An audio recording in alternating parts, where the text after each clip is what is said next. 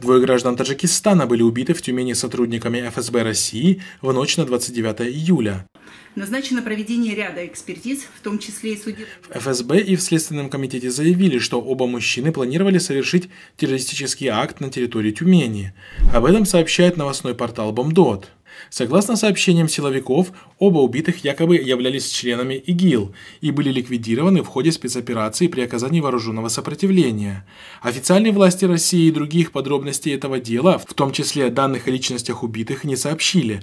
Однако уральская версия издания «Коммерсант», ссылаясь на свои источники, сообщила, что убитые были жителями Таджикистана. На опубликованных видеокадрах видно, что тела двух убитых мужчин лежат посреди высокой травы на лесной поляне вблизи от черной машины. Редакция Хабар-Хо для выяснения ситуации обратилась к сотруднику правозащитного центра «Мемориал» и главе Общества политических иммигрантов из Центральной Азии Бахрому Хамроеву.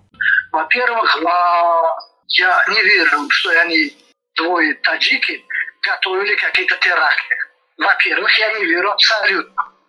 Во-вторых, когда таких информаций так подается, ясное дело, что это просто дело рук самых силовых структур. Возможно, это ребята где-то ходили, в списке были какой-то, как радикали, в списке вели, а просто заманили их каким-то образом. Когда у них нет ничего абсолютно, никакой угрозы нету в стране, в России, террористического акта или что-то другое, они, у них есть некий список, по этому списку они начинают убивать, расстреливать и потом доказать, что они не террористы, все. Доказать невозможно.